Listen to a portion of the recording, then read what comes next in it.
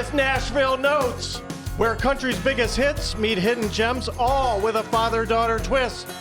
Today we preview our Parmalee concert, cover the Country Never Dies album, talk about Christina Cash's The Sunshine State album, and give you more lyrics to live by. Let's go!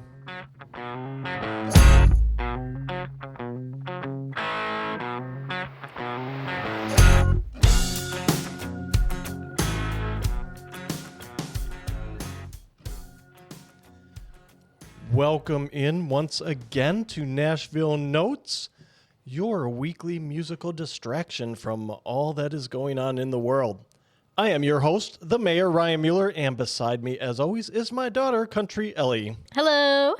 So, was it another uneventful week? Actually, no. A lot of stuff happened. What happened? I went sledding today for the first time. Yes, you had in a really long frozen time. gloves. Yes, they were literally the frozen. shape of your hand. Yes. Yeah. And I redid my room. Yes. With your help, of course. Yes.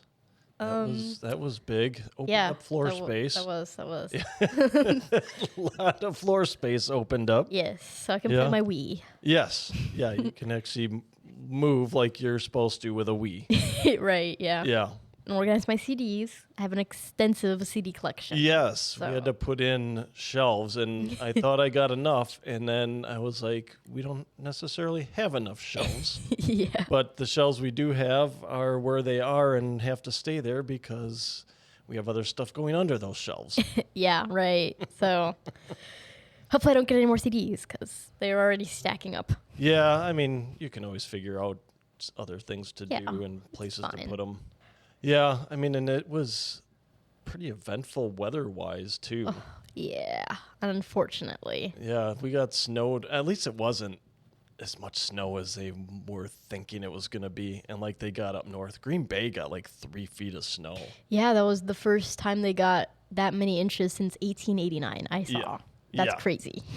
Yeah, and I was like, if it snowed that much here, we are probably just staying here unless somebody's kind enough to come and snow blow us out because I am not shoveling that much snow because I have yet to buy a new snow blower and I haven't really needed to, so I've not been motivated to buy one. Yeah, that snow was very, very heavy to shovel. I could barely get much done. Yeah, and the good news is this time of year, it'll melt. Just wait a few days. So. Yay. That's why I said don't worry about shoveling everything else, everything but where the van needs to go, because that won't make it through snow, but my Bronco will. Yeah.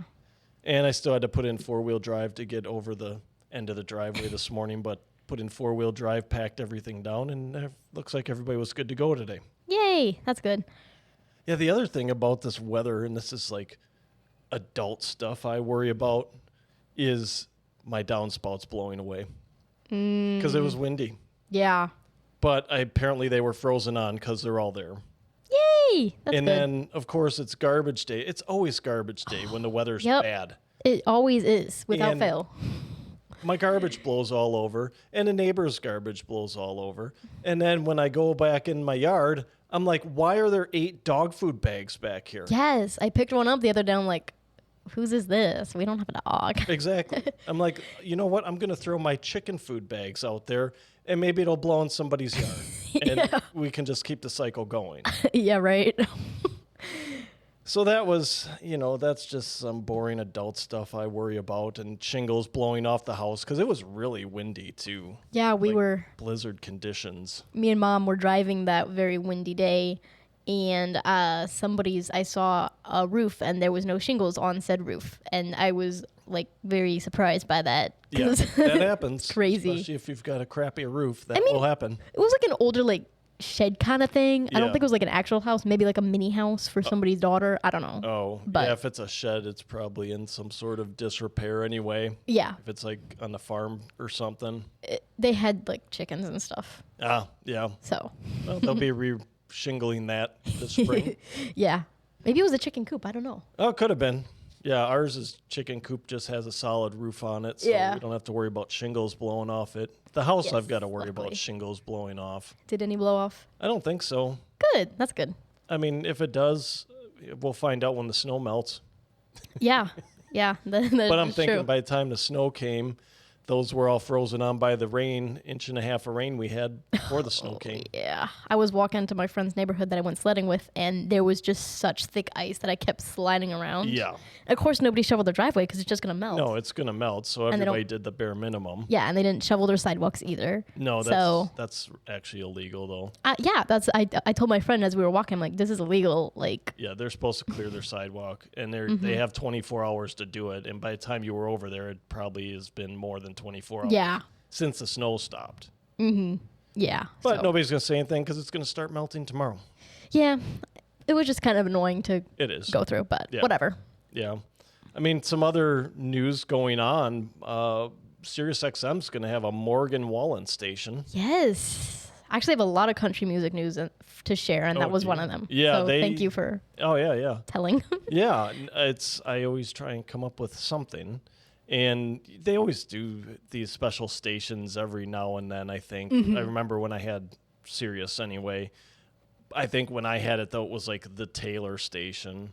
Yes, Taylor Station was on station. Taylor Swift was on station 13 Yeah. for a month and a half ish. And there was a couple others. Yeah, I don't remember who they were off the top of my head, but I just remember the Taylor one. yeah, I remember the other ones too, but I don't remember who it was. Just Yeah. that they happened. Yeah. So what other country news do you have? Oh, there's a lot. So Megan Maroney launched an app. Oh, I did see that. Yes, and I'm Okay. excited. It's super fun. It's kind of like there's like her store, her upcoming shows, and then there's also a section where you can post about Megan Maroney. Oh. And other Megan Maroney fans can see it. So it's kind of like Instagram, but just Megan Maroney. It's super fun. Megan Maroney-ogram. I made a few posts. I shared my Megan Maroney concert pictures, so Okay. check those out. All right. When did you have a Megan Maroney concert picture? She was at CMA. Oh, from CMA. Yeah. Fest. Okay, I was like, you didn't go to another one. No, just the CMA Fest Oh. one. Okay. So that's exciting. And Morgan Wallen is launching Club Wallen. Oh, I did see like a So, Club Wallen or yes, something. I I don't- think I got an email because I Yeah. signed up for his bar or something, Yeah. and I get the emails.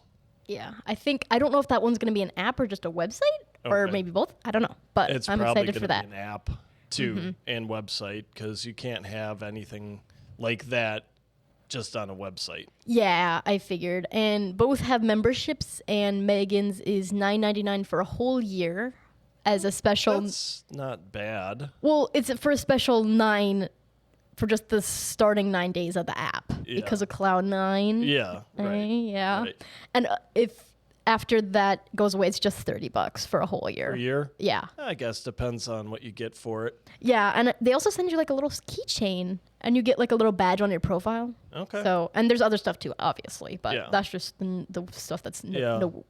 worth noting. Okay. Gosh. All right. And Morgan's also has a membership, but I don't know how much that is because that has not been released yet. But Well, I'll figure it out. I'm going to guess it's going to be in that $30 range because that Yeah. seems to be For a about year. what they are Like- for the year. Yeah, that's not that bad. Like, I think it was Luke Combs. No, it wasn't Luke Combs, I don't think. I think you can just sign up for his without a Luke Bryan? membership. Luke Bryan has Luke one. Bryan for sure. Luke Bryan has the Nut House. Yeah, he has that, which I don't remember what it was. I want to say it was around that $35 range. Mm-hmm. I'm like, I'm not going to sign up for it just to get like the code for the ticket pre-sale. Mm-hmm. Right? I Yeah. like Luke Bryan, but I'm not going to be spending a ton of time on the Luke Bryan. And I know this is how they make their money too, but I'm not going to be spending a bunch of time on the Luke Bryan website or whatever you get with it, right? Yeah. Like, I'm not going to go around probably wearing a Luke Bryan t-shirt if they're giving t-shirts away as Yeah.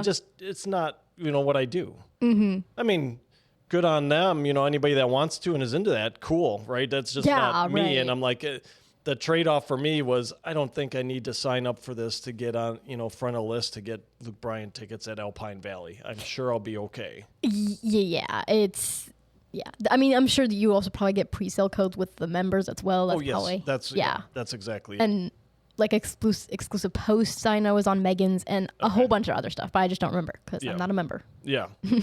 But yeah, Right. and the next thing is I have some unfortunate news. Oh, what's that?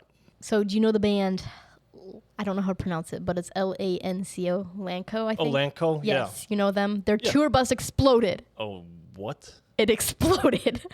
How did their tour bus explode? So they were driving through that windy day. They were driving through Iowa because there was Yeah. winds in Iowa as well. Oh, yeah, it was windy all over the Midwest. And like some stuff got in their gas tank and it exploded. What, are they driving with the gas tank open?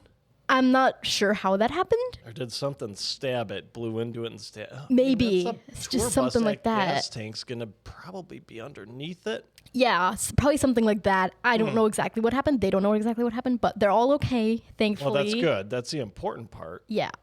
I wonder But how, I have no idea how it happened. you know, they have, I guess, depending how that tour bus is set up, they might have had propane on board too. Yeah, And that might have been what it was. probably what exploded, because diesel fuel isn't going to just explode unless you're superheating it, like in a fire. Yeah. It's going to blow a tank eventually. Yeah, they don't know exactly what the cause was, but they think that something got into one of their like tanks, gas tanks or something. They probably have a propane tank for heat and the stove and stuff if they have a stove on there, but Yeah.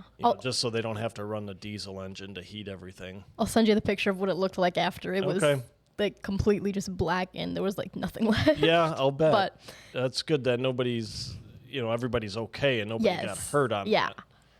Yeah. Sucks that you had to standing the roadside while your tour bus is exploding and just about get blown off the roadside by the wind and a exploding tour Right. bus. But And it was also snowing as well, so that's they were in the snow too. Oh, Yeah, that's just a bad trip, man. Yeah, honestly. And more sad news, but also good news as well. Okay. So Riley Green was recently performing in Australia or New Zealand, both.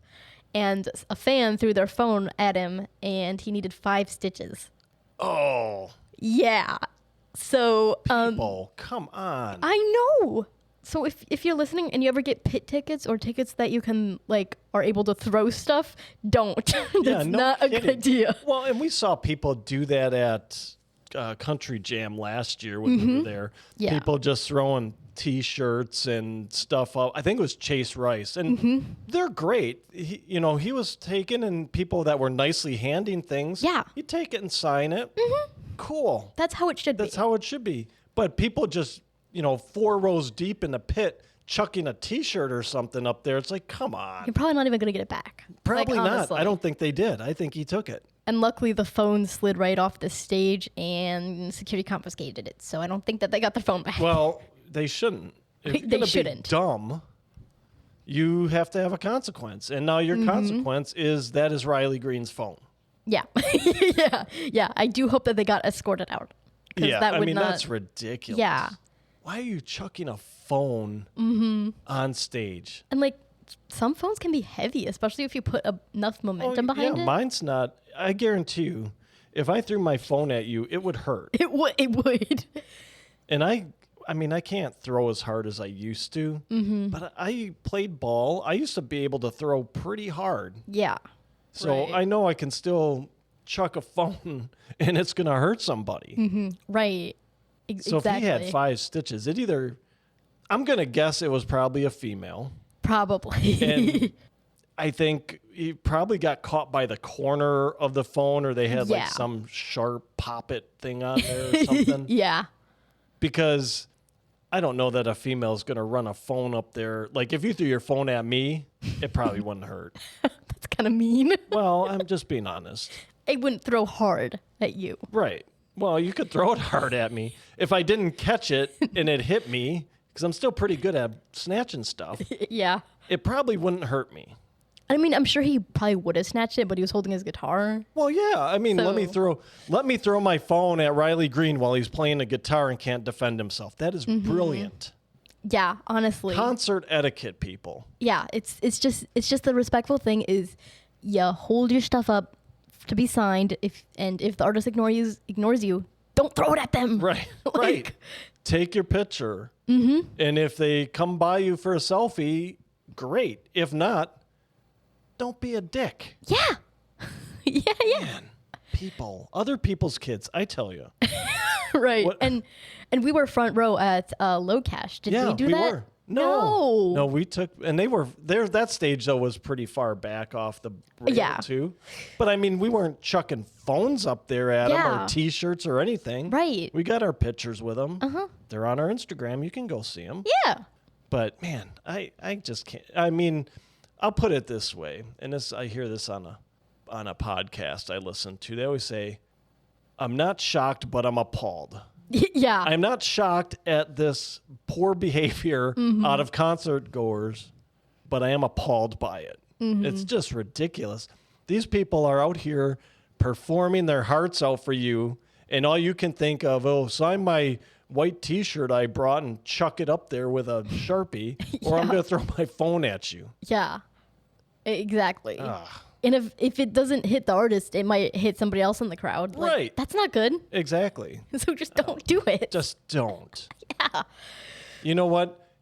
What we need to do is we need to put, if you're in the pit at a concert, you should be required to, those little vests you put on little kids with the leash on it. Yeah. They should make mini ones for people to put around your phone, and you have to put it around your wrist. So if you get the urge to chuck your phone on the stage, it'll just stop because it'll yank on your wrist and maybe, cut off the circulation in your hand because it went too tight, and then you'll learn a lesson. You know what Riley Green put on his story? He put little pouches for his phones, and he said, "I'm handing these out for everybody in the pit tonight because we're not doing that." Yeah, that's just ridiculous. It is unreal. If you go to a concert and you get pit, that's great. And if you're out there listening, please don't throw your stuff on stage, even if it seems harmless. We're going to be in the pit all weekend at Country Jam. Yes. I'm not planning on throwing anything on stage. Me either. Right? Absolutely not. And if I do, slap it out of my hand. If I look like I'm going to throw my phone at Riley Green. David Lee Murphy. Riley Green's going to be at Country Jam. Okay, good. So I'm not going to replay this incident where I throw my phone at Riley Green. Yeah. Okay, and if I do, if my arm's going back with my phone in it and I'm stepping into a throw, knock it out of my hand. I will. I promise you I will. All right. Because, I might find a little leash to put on it so it doesn't fly out of my hand. But yeah, that's a good idea. That is a good idea. I did have a leash on my phone for a while, but it broke. Yeah, those sadly. break. Yeah, they break. But what else? Any other fun country news items? That's about it for me. I have one other thing that came in from last episode that a friend of mine, a listener friend, sent over to me. So we were talking about Brothers Osborne on the last episode, and she said when they came to Hanford, California, they were playing in this, I think like a little theater or something. Oh. And the ceiling started to collapse in it. Oh. Yeah. Oh, no. So what they did is they said, okay. They went outside, set up on the top of their tour bus, and finished the concert on top of their tour bus. That is awesome. Yeah, she sent me the video, so I'll send that to you later. But yes. Yeah, that was pretty cool. I watched a little bit of the video. I'm like, that's awesome. That is really cool. All they had was their guitars and their drummer up there. And he just had like maybe a snare and the kick drum. Yeah. And they were just playing It Ain't My Fault on top of the tour bus. It was pretty cool. That is really cool. I like it when artists do that instead of just canceling because of unfortunate events. Because, it kind of hurts the artist too, because if it's a good artist, they will enjoy playing for you. Right. That happened. Bailey Zimmerman had to cancel his show in Utah because the stage wasn't safe due to storms. Right. And he was very sad about it because he didn't want to disappoint his fans. He loves his fans. Right. So. And I mean, I think too, this was 2016 that this happened. So it was right when Brothers Osborne dropped Pawn Shop. Yeah. So they were obviously touring, promoting that and everything. And they're, brand new artists. Right. Not brand new artists, but new, because that was their debut item. Or debut album. And I'm sure they wanted to get through and play it, right? They're younger. I don't know if they do that today. Maybe they do. That would be really cool if they did. That'd be really cool if they did. Or they might figure something else out at this point because they're older and wiser. And I don't know how great of an idea it is to play on top of your tour bus? Not a great idea, I don't think. But 20 years ago, to me, yeah, that seems like a great idea. That's yeah. awesome. Now, 20 years later, that I'm 46, I'm like, I don't think I'm getting on top of the tour bus. That would be fun, but I don't want to even climb on top of my roof anymore of my house. Yeah. So I thought that was really cool. I mean, that's what makes, I think, country musicians the best, right? They'll do that. Right. They'll go that extra mile for their fans. Axl Rose would have canceled that. Yeah. You would have been lucky if he came back. Yeah, right. So, yeah, I thought that was really cool. So, before we get into things today, we'll tell you a little bit about ourselves. We're a father-daughter duo who love country music. We're not critics. We don't look up the meaning behind lyrics. We just listen to the music and talk about how it made us feel and what about these songs speak to us.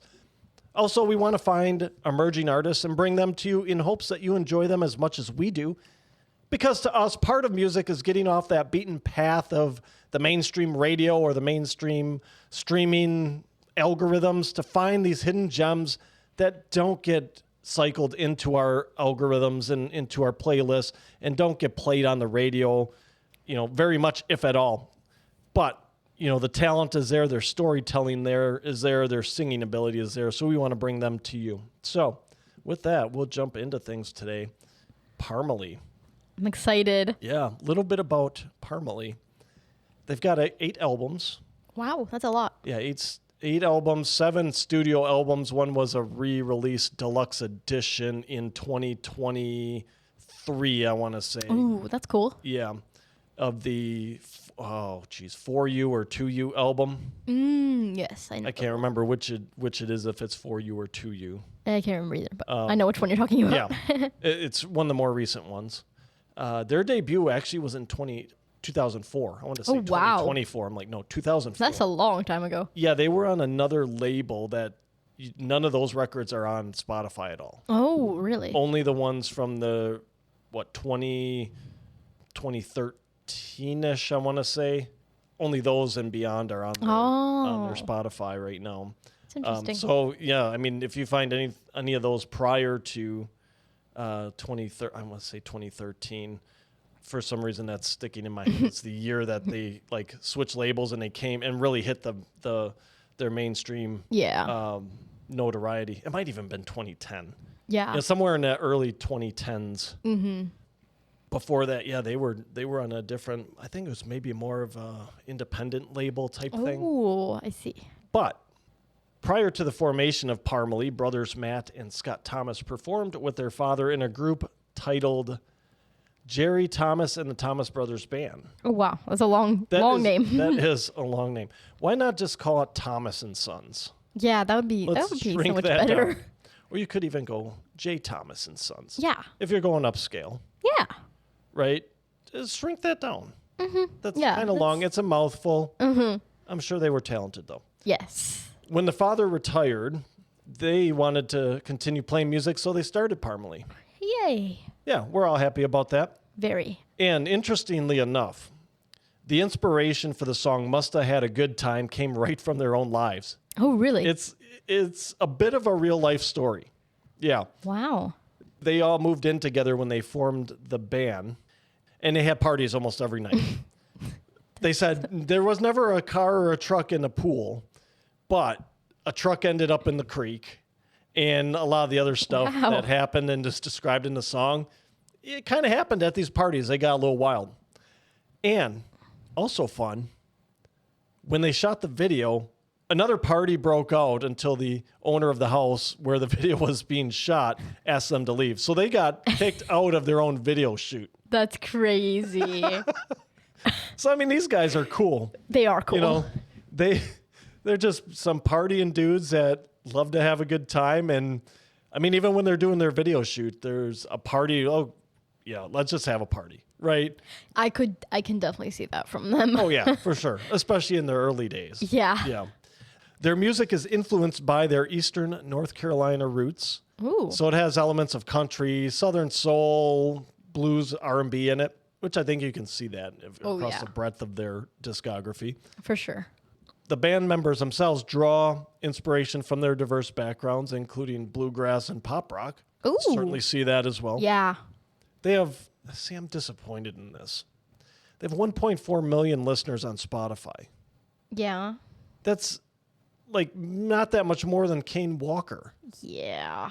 I mean, I'm not Kane Walker. We're kind of using Kane Walker as our line of demarcation here. Yeah. But man, are you kidding me? They only have a couple 100,000 more listeners monthly than Kane Walker. Yeah. And their music's way better. Yeah. I'm just disgusted by that. I feel like they should be like maybe 5 million would be a good. I would think so. Obviously more, but I feel like 5 million would be good for them. And they've been putting out a lot more new records in the last few years, right? When they first started, there's a I think about a 7-year gap where they, maybe even a little longer than that, but they only put out about 3 records in that 7 years. Yeah. And then the last 4, let's call it 4 years, they've had, actually 5 years, they've had 4 records come out in the last 5 years. Oh, wow. That's a lot. Yeah. So I'm like, they should have more than 1.4 million listeners on Spotify. They really should. Man. And they got a lot of bangers. Yeah, they do. I mean, a party breaks out when you put them on even. Yeah. I mean, I wonder if this is, since it's like St. Patrick's Day, we're recording this, and you got the leprechauns. You know, I wonder if you put a party at the end of a rainbow, will Parmalee show up? You know? Yes. Let's just get some spotlights. We'll get our house, put the spotlights in front of our house, and it'll be a rainbow spotlight that'll go up in the air, and we'll have a party going. We'll have beer. We'll have everything, and maybe Parmalee will show up. Yes. Right? It's the pot of gold at the end of their rainbow. Maybe they'll see it wherever they are. See it from where they're from, North Carolina. Yeah, from They'll North see Carolina. it all the way from North Carolina for sure. Right. Yeah, and maybe they'll have some magic dust that they can just snap their fingers and say we're going to that party. Yeah, I see a party. It's we're at going. the end of this rainbow. We're going. Yeah. Yeah. Exactly. If you want to come to a party, Parmalee, we will throw one. Yeah, for you. I mean, call us. Yeah. We got We our like email. parties. Yeah, you like parties. I like throwing parties. Yeah, parties are fun. Bring your own truck. I don't have a pool for it to get stuck in, but we can take it across the street to the lake. Yeah. And get it stuck in there. Yeah, for sure. Yeah. That'll be fun. There we go. We'll have Such a a fun Parmalee time. party. Yeah, great time. Hopefully you got your own insurance because I'm not paying for any trucks stuck in the lake. Now, Cowgirl, which is, I think, off their most recent album, received 32 million radio impressions. It spent 4 weeks at number 1. That's a lot. But that's really great. good. It's a great song. I like that song. So good. Yeah. They have 5 number 1 singles. 3 went platinum and 1 went gold. Wow. Yeah, so it's pretty good.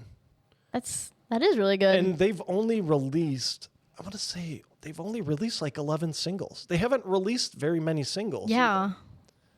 Yeah, that sounds about right. So, I mean, that's really good when you've got 5 number 1 singles out of the 11 you released. Yeah, right. That is off of pretty good. 8 albums. And their albums, all their albums, with the exception of the deluxe re-release album they did in 2023, I want to say it was, all of them are right in the wheelhouse. They're all about a half hour. No, I think 40 minutes might be the longest one. We love to see that. I love to see that. I'm like, yes, I can put Parmalee on and just run through the discography, which I didn't have time to, unfortunately. I got through their first album, and then I listened to their most recent album. I probably got through like half of it. Yeah. So I didn't get a chance to get through all of them. I've had a lot of calls at work. So annoying. It's cutting into the music time at work. Yeah. But I'll say this about Parmalee. I haven't really revisited them in depth for quite a while. Me too, unfortunately. And I don't know why. You still hear them on the radio. Mm-hmm. You still hear Carolina on the radio all the time. And that was off that first album. Yeah. In 2000. I was right. It was 2013. Yes. Yeah. That's pretty good. And this is when I was first introduced to them, as 2013. They induce a lot of nostalgia. And the first song I heard, and it was the one that was played all over Sirius at the time, was Must Have Had a Good Time. Yeah. Great song. Love that song. And the thing about that song is it's not even in their top 10 songs on their Spotify page. Really? Yeah. That's crazy. It didn't really do that well, comparatively speaking to their other songs. That's kind of sad because I like that song. It is. It's a banger of a song. I think when I was introduced to them, I think it was Take My Name. I'd probably heard them prior, but just didn't know it was them. But I think it was another great song. So good. Yeah. Because that was like the summer that I got my radio and I was listening to it and was Take My Name all over it. Right. I did kind of get annoyed with the song after a while. But they played it all the time, I think. Yeah, I mean, I like it now, but back then I was like, ugh, this song again.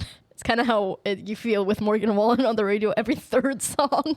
Oh, you know what? So talking about that, it was your mom and I went out to dinner a few weeks ago. Yeah. And it was the Cole Wetzel and Jesse Murph song. High Road? High Road. That was on. And I changed the station, and your mom said, oh, change the station. I'm like, yeah, this is the third time I've heard the song the last hour on this other station. Really? Yeah. High Road. I haven't heard that one on the radio in a while. It must have just been that day because I haven't heard it since. I've had the radio on a little bit more, but I'm like, how are you playing this song 3 times in an hour and a half? Yeah. It's not like, I mean, Morgan, with him, it's different songs. It's different songs. Yeah. I mean, we love Morgan. You know that. Yeah, we do love Morgan. But even if it's different songs, I don't necessarily want to hear 5 different Morgan songs in an hour. You know, something weird happened the other day. Me and my mom were driving back from something, and it was playing "I Got Better" by Morgan Wallen. I'm like, "Yay, love this song!" Yeah, and then the very next song was "I Got Better" by Morgan Wallen. I'm like, what's going on here? I think it was a glitch because it was like that super windy day. Maybe like a interference happened. Well, or something. Interference or something happened because it's not even anybody spinning CDs anymore. It's all digital. Uh-huh. So something happened within the playlist, or maybe they just had the playlist queued up back to back for that song. Yeah. I mean, I love that song, but I've seen that happen before though too. But with other songs. But over the course of, it doesn't happen very often. I'll say that. And my mom said, "Didn't we just hear this song?" I'm like, "Yeah, we did. What's up with this?" Yeah. But anyways. Yeah, it's one of those weird things. I mean, and like I said, Carolina was off this album, and that still gets a ton of radio play even today. Oh, yeah. I hear it all the time. 13 years later. It's great. It's a great song. They don't play it as much as Take My Name, which is good, because I don't want to get too bored of it. Yeah, and they're not cycling that one through too much anymore, but it still gets, for a song that's 13 years old and isn't, charting, it still gets a fair amount of play. I just made the connection as to why it's probably called Carolina. Oh. Because they're from North Carolina. Yeah. I didn't know that when I was listening to the song, obviously. Well, I mean, if you didn't know the backstory on it. I mean, how many other songs are there about Carolina out there? Heads Carolina, Tails California. Exactly. And She Had Me at Heads Carolina. Right. That's it. Well, I think, if we think about, there might be others. Yeah, right. But I mean, I don't know that Jody Messina is from Carolina. South Carolina. No. I think so. And Cole Swindell's, that was a parody. Well, not really a parody. It's more like a remix. Homage, of that song. Yeah. And fun fact, Josie appears in the music video of She Had Me at Heads Carolina. She's the bartender. Oh. So in case you didn't know that. I've seen the video. Yeah. That's cool. I only watched it because I saw that fact and I was like, really? Yeah. And there she was. Oh. Making some drinks. There you go. We are being extra useful podcast hosts for you today. All kinds of interesting information. Yeah. Yeah. I think, the thing about Parmalee is they have a really good mix of country songs. They do. And country rock songs and country pop songs. They're good at mixing genres. They're one of the few that do it well. They mix the heartfelt and the fun very well. Mm-hmm. Yeah. I'm really looking forward to seeing them in concert. Me too. I've always enjoyed their music. Like I said, I don't know why. I just haven't revisited them much on my own. I'm always happy when they come into a mix or you hear them on the radio. But it's like I haven't been intentional to go, oh, I feel like some Parmalee today. Let me go put that on. Yeah. And I should be. They're great. They are. I feel like we're forgetting about them a little bit. Yeah, I mean, but again, there's just so many good bands out there, and I think truthfully, if you're not putting out, and they have been, so I really don't have any excuse, but if you're not, it seems like if you're not putting out something every year, you kind of get lost in a shuffle a little bit, maybe, as far as people listening go. I think, a lot of artists are even going 18 months, and to me, that's like, okay, but at 12 months, give me a 10-song, 30, 35, 40-minute album. Yeah, or 12 song, right? I don't need 18 months and a 65, 70-minute album with 24 songs on it. I don't need that. Split it up and give me one every year. Mm-hmm. Yeah, right. And I get it agree. with touring schedules and everything else, but I mean... I do get that, but it's like, how hard is it to split an album up? I don't know. I don't think it's that hard, and you're spending studio time. If you want to record all 24 at once, great. Mm-hmm. Do it, and then split it into 2 albums. You can even drop those albums 2 weeks apart like Eric Church did, or 6 months apart like Taylor Swift did. Mm-hmm. I don't care what you do with them. You know what we call those albums? We call them sister albums. There you go. And then you can do that because, they'll probably have like similar style. Right. Because it was supposed to be on the same album. But yeah, it would be cute if you just had like little sister albums or brother albums, and you know whatever you want. It gives me something to listen to twice a year then. Uh-huh. Exactly. There you go. From you. And you make more sales because it's 2 albums. Just solved all the world's problems with music. Yes. All right. iHeart Radio. Before we move on, I completely forgot to mention something at the beginning. Go for it. So I finished the Nashville Notes official Sound of the Summer playlist, and I completely forgot to mention that, but I finished it.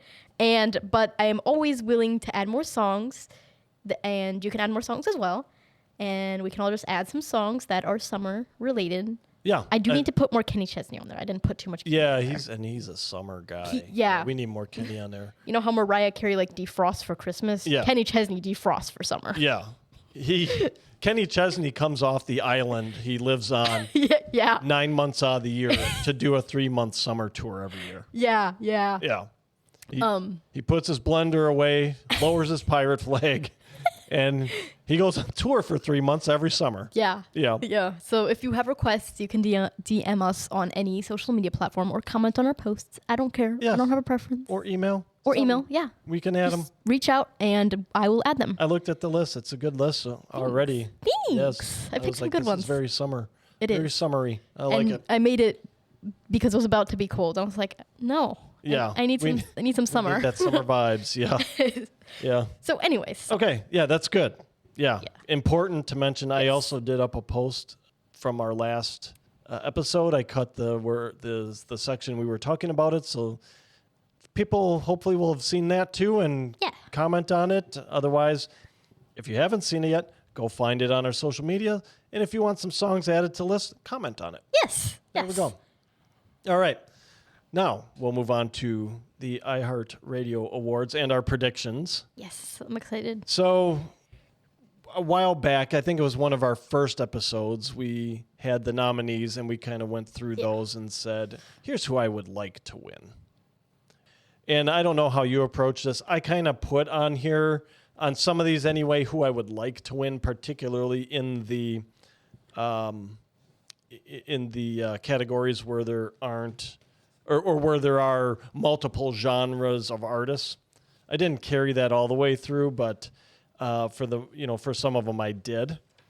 And truthfully, some of them might have changed from when we did that episode. Yeah, now. I'm looking because I have my little book. Oh yeah, you have your to book. See which episode. I could open the file up to what I had, but it was episode 5 that we did our nominees. Episode 5, okay, almost 10 ago because we're on 14 now.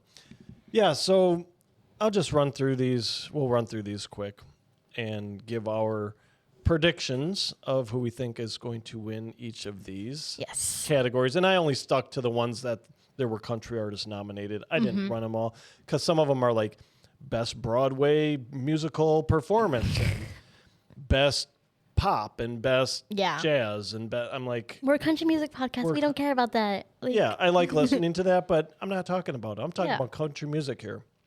So, Song of the Year.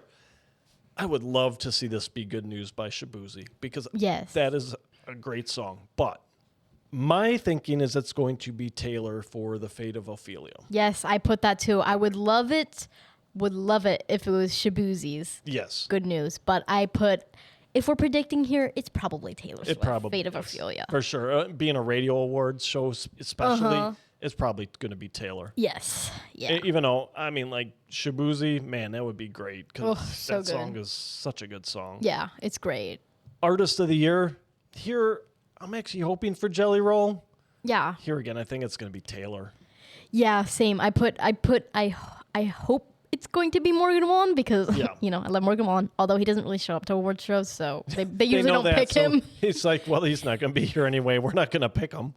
But it's probably going to be Taylor Swift. She doesn't even show up for this one either. She just does pre-recorded video messages saying, hey guys, thanks for the award. She doesn't even show up to the iHeartRadios. Yeah. She didn't even show up to the Grammys this year, so. No, she didn't. And there was another one she didn't show up to either, I thought. Oh, yeah, there was, but I forgot what it was, so. Yeah, I mean, whatever. Do what they want. Yeah, right. They're busy. I get it. She's busy. Yeah. Attending to her cats. Right. Cats. Not the cats she was in the musical. Yes, she was. Movie with. That was creepy. But like actual cats. Yes, she has 3 cats. She has 3. Yes. She has 3? She has 3. Oh. Meredith, Olivia, Benjamin. Okay. And they're named after her favorite characters from TV shows, which is really cute. But Olivia? Like she's a big SVU fan? I don't know what that is. That's Law and Order SVU? Yes. Yep, that's Law and Order. Named after Olivia Benson? Yes. Interesting. And Benjamin Button from I don't know what he's from. I think that was like a movie or something. Yes. And then Meredith Grey from Grey's Anatomy, which big fan. Yeah, when I got that. The only one I got was Olivia Benson. Yes. I So those are her favorite shows. watched SVU for a long time. And I like Law and Order. Yeah, that's nice. Yeah. All right. Best collaboration. I would like to see Bailey. I would love to see Big Bailey. X the Plug here. Yes, would love that. But I think it's going to be the Weekend and how do you say SZA or is it SZA? Yep, SZA. Okay, it's capital letters, so I'm like, is it SCA or is it SZA? Is it SZA like RZA of geez, why can't I think of it? Is it Wu-Tang Clan? SZA. It's SZA. SZA. Use some vowels, people. Come on. Yeah. I'm gonna just say, is it Shah? Yeah. SZA Shah. Yeah. I think. Ooh, this is difficult. I would love for it to be Bailey, obviously, but I feel like it could either go to Apata by Rose and Bruno Mars or Luther by Kendrick Lamar and SZA. Yeah. But I would love it for it to be Bailey and Big X the Plug. Such a good song. Oh, did I mess that up? Is it The Weeknd and SZA had one on there too, or was I thinking of Kendrick Lamar and SZA? You might be. I don't know. Do they have a song together? I don't know. But I don't remember. Now you said, because I remember the Kendrick Lamar one. Yeah, I know there's a Kendrick Lamar one. Yeah. SZA, but maybe I didn't see the Weeknd one, or maybe you're thinking of Kendrick I might Lamar. have combined them, but at any rate, this is a song. Yeah, it's probably gonna be This Is a Song. Yeah, right. That song's huge. Is, yeah, and I mean it's a good song though. Like I enjoy it, and I don't even like that genre that much. But right. Country song of the year. I'm going "Whiskey Drink" by Jason Aldean. I love that song. Yeah. I love that song, and I would love it for it to go to that one as well. Song. And I would love it to go to any of the artists in this category, as I feel for all the country categories. I would too, yeah, for sure. But for me personally, I predicted it would be "Liar" by Jelly Roll. That I think I had that one. Yeah. The first time around. And I'm like, I think I got to give it to the edge to Jason Aldean on this one. But I wouldn't be mad if it was "Liar." I wouldn't be mad if it was any of them, to be honest. They're all great songs. Right. But honestly, I wouldn't be. Yeah. I wouldn't be mad at any of them, but just predicting it's going to be Jelly. But which, if it is, great. I'd love that for him. Yes. Yeah. Country Artist of the Year. This is coming down to Lainey. It's going to be Lainey. It is going to be Lainey. I picked that too. It has to be Lainey. Mm-hmm. It's definitely Lainey. I think Morgan Wallen's on the list. You know it's not going to him because he ain't going to be there. he won't show up. No. And I think Jelly Roll was on there too? Yes, I think Jelly Roll was. And I would love to see it. Maybe Jelly Roll, maybe Shabuzi. Yeah, I don't remember. But it's going to be Lainey. I mean, to me, there's no question about it. Yeah, it's going to be Lainey. Yeah. Best new country artist out of the list they had, it comes down to Ella or Zach. Yes, same. I had it down to Ella or Zach, but I think that's who it is, right? Mm-hmm. But in the end, you had. I picked Ella. I did too because she's just absolutely blowing up right now. Yeah, I mean Zach's great. We love Zach here. Yeah, but I feel like it's just gonna be Ella just for this particular award show. I think so. Just knowing what they've picked in the past. Yeah, and Zach got his at CMAs. Mm-hmm. He did, so and I think it's gonna be Ella and Grammys. He got one at Grammys too. And he won a Grammy. Yes. I don't remember what it was for. If he won this, great. Yes. I think he won it for song. Yeah. Yes, it was. Some sort of country song of the year. I think. Yeah. Is what it was. Yeah, I think it was either for. Might have been. I don't think it was for Good Times and Tan Lines, was it? I think it was for I Never Lie. It might have been I Never Lied. That's the one I was thinking. It was one of them. Yeah. I don't know. But I mean, again, I would love to see Zach win this one too. But I think with how Ella's been blowing up in this new album coming out, and choosing Texas, being all over the radio still, and being moving back to number one, after losing the number one spot for a couple of weeks on the Hot 100. I think it's Ella. But truthfully, the list there, it comes down to Ella or Zach. I don't think the other three on the list, they're nominated just, I don't know, out of pity just because they had 5. I don't know. But it's Ella or Zach. It's award to lose, really. Yeah. The other 3 was Hudson Westbrook, Chase Matthew, and Josh Ross. Which we would love it to go to any of them, but it's probably going to be Ella. All of them. Or Zach. But if I'm picking out of that group. Yeah. This is a race between Ella Langley and Zach Top. Yeah, period. It is. Yeah. They've definitely had the most success, probably followed by Hudson, I would say. Maybe. Just from what I've seen personally. Yeah, I mean, we covered some Hudson Westbrook, and it just depends on his stuff, I guess. Yeah, right. I think, we weren't blown away by the EP we covered. Yeah. But, some of his other stuff's good. Yeah, his other stuff is good. And I mean, out of that, if I'm picking, I might actually lean towards Josh Ross. Yes, I would love for it to go to Josh Ross, but I feel like in terms of popularity, it's probably Ella and Zach tied for first, followed by Hudson Westbrook, and then the other 2 I'm not really sure about. Right. Probably Josh Ross, then Chase Matthew, but I don't know. Probably. And, honestly, though, Chase Matthew, you hear him a lot more on the radio than even Josh Ross or Hudson Westbrook. So that is true. And these are radio awards. But yeah, that is you hear true. Ella I didn't think about that. and Zach even more than them. Yeah, so much more than them. It's going to one of them, I think. Yeah. And these last 4 are fan vote ones. Yes. So being a fan vote, it's going to be a popularity contest. I tried to think like a popular person. Exactly. So. Right. Favorite TikTok dance? Russell Dickerson would be great. Oh, love the Happen to Me dance. This is going to Taylor. It's a fan vote. It's going to Taylor. Yes, I did have that because I was kind of between a few but in the end I did pick Gnarly by Cat's Eye just because of how huge that dance was. But the Fatal Ophelia dance was so huge as well. Yeah. So I could see it going to either, honestly. Sure. Yeah. So who's it going to though? Plant a flag. Ooh, I'm gonna say Gnarly. Oh, really? Okay. I know I love Taylor. I don't really like Cat's Eye. No offense to any Cat's Eye fans out there. I don't like them, but I just feel like just because of how many videos I see of the Gnarly dance compared to the Taylor dance, as a Taylor fan, that's what should be on my For You page, but it's just Gnarly dance videos. Right. So that's just my opinion. Right. I don't want it to happen, but I feel like it's probably going to happen. Right. Right. Yeah. Favorite debut album? I forgot who was in there from the country. I should have written it. Was down. Tucker. Oh, it's Tucker Wetmore. What was his album name? What Not to Do? What Not to Do. I think that's it. Yep, that's it. Tucker. Would love to see him get it. Yes. But fan vote, I picked Addison Rae mainly because she's the only other one on the list that I'm like really had recognized blowing up or seen anything on. Mm-hmm. Yeah, there's a lot that could be because so many of these artists were successful. Tucker was less successful than the others, but I was down to 2. Was either Alex Warren's album, I forgot what it's called. Sorry, didn't write it down. Or Somber's album, I Barely Know Her. Okay.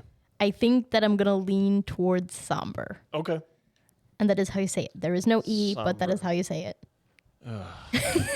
I'm sorry. Pretty soon we're going to have a language devoid of vowels. This is going. Right. Jelly Roll's just going to be JLLYRLL. These things are starting to look like license plates, man. Yeah, right? I don't know. If your stage name looks like you took it off of a license plate, I don't think you should be getting an award. Yeah, probably not. I don't know. I probably sound old now. You do, but that's okay. Yeah.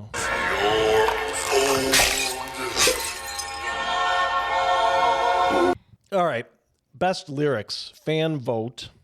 I went Ella Langley on this. Me too. Shoes in Texas is blowing up all over the place. Yes, and that's the song that's up for best lyrics. Mm-hmm. And truthfully, it is the only song I've listened to out of what was on the list. Yeah. And I don't care because I'm going to guarantee it has the best lyrics of any song on that list. Oh, it does. I've listened to quite a few of those songs on that list, and out of all of them, they're good. They're good, catchy songs, but they're not. They don't have great lyrics. They're not going to be deep, and I think Shoes in Texas is very deep. Ella, yeah, it is deep. Yeah, Ella's a great writer. Right. So I picked Ella as well. And favorite tour tradition, I think Lainey was up in this category. Yes, she was with Cowgirl the Night. Yeah, it's going to be Beyonce. Again, this is a fan vote, and people are just going to pick the names they like. Yes, yeah, that is true. It's going to be Beyonce. Yeah, it's definitely... Even though Lainey should get it, I think Lainey's is better. Yeah, Lainey's is so sweet. Out of all of them, Lainey's wins sweetest tour tradition in my heart. Yeah, and that's probably where the win is going to have to take place because Beyonce is going to win that. Did you have somebody else for that win? I did. Beyonce was a close second for me, but I did pick Zara Larson's Lush Life dance. Basically, she brings somebody up to do the Lush Life dance. Oh, okay. And that's it. All right. I just think that people will pick that one because that dance is also super popular right now. Yeah. So that's a good point. I don't think that one was in the TikTok dance category, but yeah, I think it's probably going to be that one. Yeah. All right. Well, would love for it to be Lainey again. Yeah, for sure. For sure. But fan votes, those are going to go down to popularity contests. So. Oh, yeah. Yeah, it is. It is, unfortunately. All right, so we'll see. That is happening the 26th, so we'll see how good we did on our picks. I'll clear my schedule so we can watch. I better remember that it was episode 14 that we did that, so I can go back in my notes and figure out where the list is. I have my nice book here. So. Yeah, you've got your book. You always have. Truthfully, I always have it too, because I have all the files on my computer I'm using, but I just, we'll forget where it was. I'm old school. Yeah. So I've got my book. All right, so we're on to Country Never Dies album. That project by Gavin Adcock. Yeah. It's a tribute album to just the old country music. Yes. And it's not all country. There's a couple of a southern rock song on there because Simple Man's on there. And there's a blues song on there. Yeah. But mostly it's the old school country songs. And this album, this project came about because of Gavin Adcock's belief that country wasn't dead. That even though we've talked about it, traditional country is seemingly dying and going by the wayside. You don't really hear much of it on radio anymore, but it's coming back, right? Backtop's bringing it back. We covered 5 other artists a couple episodes ago that are bringing it back. It's good and strong. Caitlin Butt's last episode, country, traditional country, neo-traditional country, good and strong. So it's there, right? But it's just not, yet. I don't think it's made it back into the mainstream yet in a large scale. But Gavin Adcock says, it's not dead. We're going to do a tribute album to it. Country never dies. Country never dies. And he's right, it doesn't. Yeah. He said he came up with the idea of this album one day when he was listening to some country music and realized, I'm never going to get to hear any new music from some of these artists because they're not with us anymore. Yeah. Yeah. Sad. He said, I grew up listening to a bunch of these artists, and some of them are the main reason I'm in country music and how I got my style.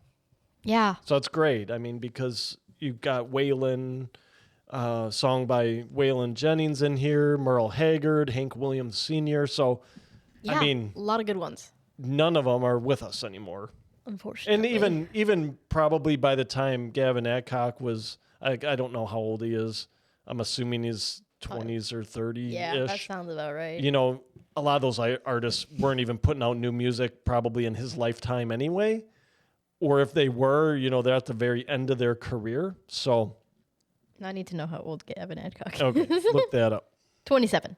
Okay, October 9th. Truthfully, yeah, a lot of these artists that he's featuring on here weren't putting out new music anymore by then. Yeah, so sad.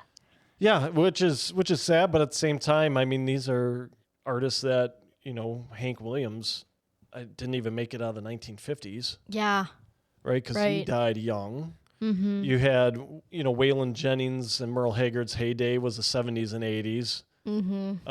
So yeah, I mean, if he's 27, he was born at the, what's that make it, 99? 1999, yeah, be 1999, 1998, depending on when his birthday is, I guess. Yeah, I mean, a lot of these artists were, they were probably still active, but, they were playing their hits, right? They weren't making new music. Yeah, right. And other interesting thing, and one of the things that Gavin wanted to do with this was have all these songs be performed by up-and-coming artists. Yeah. Right, which was really cool. That is really cool. Get these artists out there, right? So we picked 5 of the 11 songs on here. So another album right in my wheelhouse. Yeah, nice and short. songs, 35 minutes or so. Yeah. 38, I think. And I'm like, perfect. This is great, right? And I think Gavin dropped Only Daddy That'll Walk the Line a few weeks ago. The Jake Worthington, or was it the Jake Worthington one, that single that dropped? Or there was another single that dropped out of this. Maybe it was Gavin's other one. I think it was the Jake Worthington one. All right. And I also have something that I would like to point out about the album before we dive in. Yes. There is a page on Spotify now called Country Never Dies. So maybe that is hinting at a second album with more covers, or maybe it's just for this specific album. I don't know. I did see something about that in what I was reading. Second album would be great. I think Gavin wants to do kind of like at least a second album, if not a series of these, because you're right, there is like a separate page it's like an artist page of Country Never Dies. Yeah, it is. So I'm thinking there's hopefully more coming, and finding more of these up and coming artists to do them. That would be great. Yes. Not to give too much away about this, but I think this was a fantastic project. And I'd like to see it's a more. Great. Yeah. Yeah, it's a great project. Yeah. So the first song we're going to talk about is Only Daddy That'll Walk the Line, and this is performed by Gavin Adcock. Everybody knows you stepping on my toes and getting pretty tired of it. You keep stepping out of line and messing with my mind. All right, so this is a cover of the Waylon Jennings song. And quite simply, it's a song about relationship strife and how she has the only man who will walk the line to keep her happy, right? Yeah. But he's tired of her stepping on his fun. She throws him out only to beg him to come back, right? So obviously there's something there. She gets mad and says then, okay, come back. I know you packed up all your stuff, but come back, right? I can't live without you, sort of thing. I think this song really stayed true to its original score. Vocals were relatively true to the originals as well, I thought. Certainly the melody, the song, musical part of it stayed true to the original. I'll say this, it's a fantastic cover. Yeah. But on this one, I prefer the original. Yeah, that is very fair. I also prefer the original on this one, but it's a great cover. It's a beautiful cover. You did a great job. Gavin did such a good job on this. It definitely stays true to the original, and it's definitely a good tribute. Yes. In my opinion. Absolutely. Great tribute to the Waylon Jennings song and to Waylon Jennings. Yeah, absolutely. And I mean, the whole album is a great tribute, but... Yeah. Yeah. For sure. All right, the next one we'll do. He Stopped Loving Her Today, performed by Jake Worthington. He said, I'll love you till I die. She told him you're forgetting time. This is a cover of the George Jones song, so the original king of country music, if you were, as it were. It's a song about a love that got away, and even with that, he loved her until he died. That's really what that lyric means. If you listen to the lyrics of the song and it's he stopped loving her today, well, it's because he died. Yeah. And even though that's the case, she didn't believe he would. Yeah. Right? So it's really a kind of the original, even this one, right? But how it was originally written is really just a kind of a sweet tribute. You don't know what happened in this relationship. There may have been something that happened between these two that, she left and he said, well, okay, but I'll never stop loving you, right? Yeah. We don't know that. But, I mean, it's a great song overall. Jake Worthington knocks this thing out of the park. Oh, yeah. He's great. He absolutely killed this song. I saw Gavin Adcock post on Jake's Instagram post of this song saying it was the best one on the album. Yeah. And that's saying a lot because Gavin literally has 2 on the album. Right. I agree with him. I do agree too. This is the best one on this album. Mm-hmm. Now, for me, I still give a slight edge to the original on this one. Yeah. But it's super close. Yeah. And this song is going to go on my candidate list for cover chorale consideration because it is that good. Same. I was thinking the same thing. But yeah, it's a beautiful song and it's a great cover. Yeah. I think it really is the best off the album, although all the artists did such a great job. They did. But this one definitely just stuck the most out to me. Right. It was just such a beautiful cover, honestly. Oh, it was. So good. All right, the next one, Slide Off Your Satin Sheets, done by Braxton Keith. What a beautiful mansion he built you. All right, this one's a cover of the Johnny Paycheck song.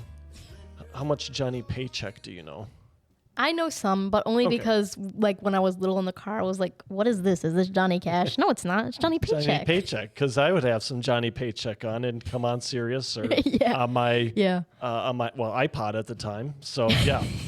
Well, I did something right then if you knew a little bit of Johnny Paycheck. Yeah, I don't know that I could name the songs, but if you turned on a Paycheck song, I would know. Yeah, you'll know for sure. He had such a distinctive voice. Yeah, he does. Now, this is a simple song about a woman who rejected the man without money, married into money, but isn't happy with the money man, so she goes to see the man that she rejected whenever her husband is away on business. And that's it. That's all there is to the song. Mm-hmm. Braxton brought a little bit of a Western swing vibe to the song, which I think added to it overall. It did. It really added does. to his cover. Another one that was just a toss-up to me, but I'm going to give the edge to the Braxton version on this one. And this one also will definitely be pulling up in a trailer to my cover chorale one day. Yeah. It is a good one. I would like to point out that I did listen to the originals of the songs that we covered. Yeah, I will listen to the originals of the whole album later, but I just didn't have time. I figured I'd point that out because I also have opinions about which one's better. Right. Sure. Yeah, you have to, especially if you don't necessarily know the song. Yeah, right. Or haven't heard it for a while. I did the same thing. Yeah. This one I love how Braxton kind of brought a bit more to it. Mm-hmm. It's a great song overall, and I would definitely say that Braxton's version is just a little better than the Johnny Paycheck version. I think it's that little Western swing twist that Braxton put on it. It's still pretty true to the original, but Braxton Keith put a little bit of a Western swing twist on it in his style that I thought brought a little bit more to it just works so well. Yeah, definitely. Okay, the next song, Simple Man, as performed by Austin Snell.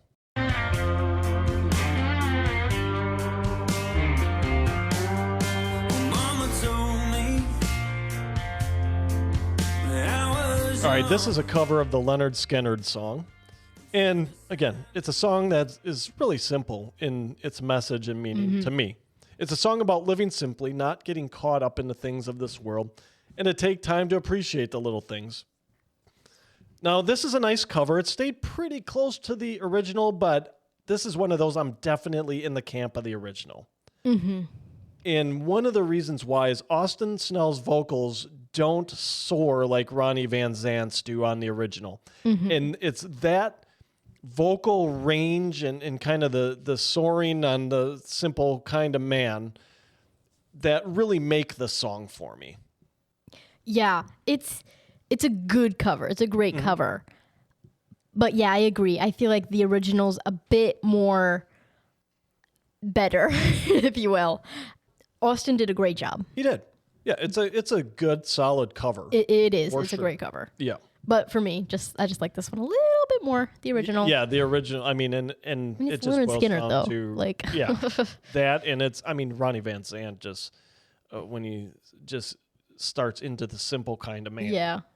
Austin Snell didn't even come close. Yeah, right. And Austin Snell's, very good singer, but he is. Couldn't get to where Ronnie Van Zant gets to on that song. All right, the last one, Mama Tried, also done by Gavin Adcock.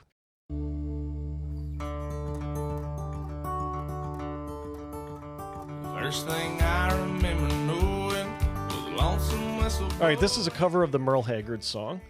It's a song about a rebellious kid and into adulthood that Mama tried to put on the right path of life. It's pretty close to the original, I think, including the guitar riff. I think Gavin really stayed close to what Merle Haggard had put out. It's an excellent cover, but this is another one. I'd give the edge to the original on this one as well.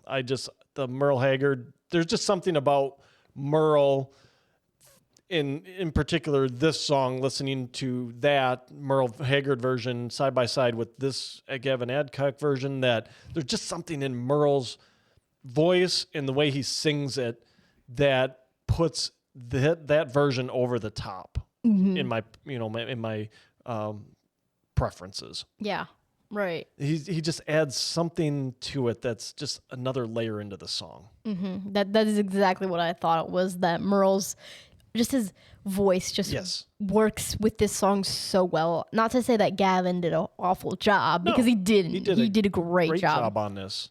But I also prefer Merle's version a little better. But Gavin crushed this song. Oh, he did. And it's great. just like we talked about with Martina McBride last episode. Those songs on her album were there, right? Anybody else singing them, they're there. But it was her voice that brings them alive. And I think it's really kind of the same situation here with this song and Merle Haggard's voice versus Gavin Adcock's. Gavin crushed it, but there's just something in Merle Haggard's voice that brings this song alive. Yeah, it does. Yeah. It does. Good. So time to rate these. And as always, here on Nashville Notes, we have our own rating scale. 1 to 5 Nashville hot chickens. 5 being the best. You get a full plate of hot chickens. And 1 being, well, maybe try better next time. Yeah. And sometimes you might only get half a hot chicken. So Kane Walker found that one out. Oh, yeah. A lot. We're mentioning Kane Walker too much. Might have to cut that. People are going to go listen to him. I hope not. Please don't. Yeah. All right. Only Daddy That'll Walk the Line. This, because I preferred the original, 4 Nashville hot chickens. I give this one 4.5. Okay. Same reason. Yeah. He crushed it. But there, again, I think it's just something in the way that Waylon Jennings sings it. That just is fantastic. Okay, next one. He Stopped Loving Her Today.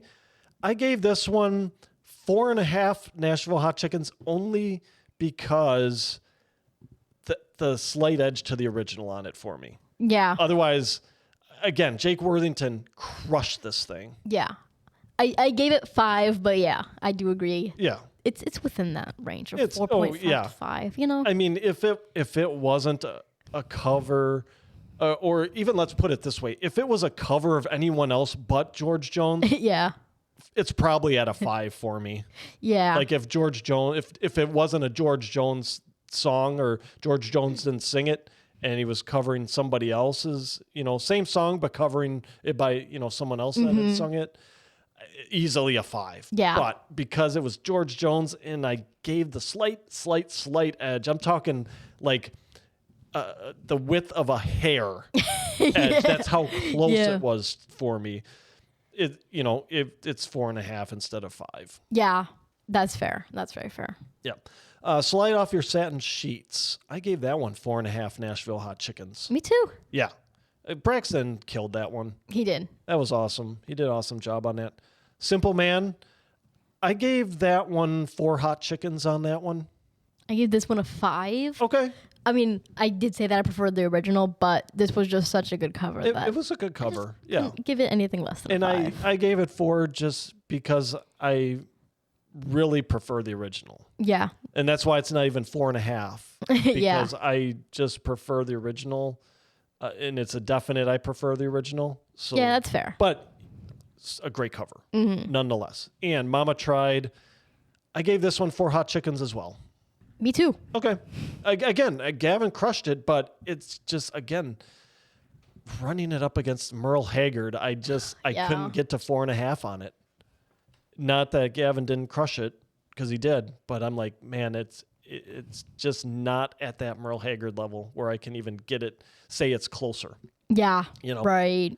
So all of the, and these, were all great covers. Mm-hmm. All right. So the album, 11 songs, 39 minutes. Perfect. Yeah. Love it. Great. Gavin, if you're listening and you do more of these, keep it in that range. Mm-hmm. Perfect.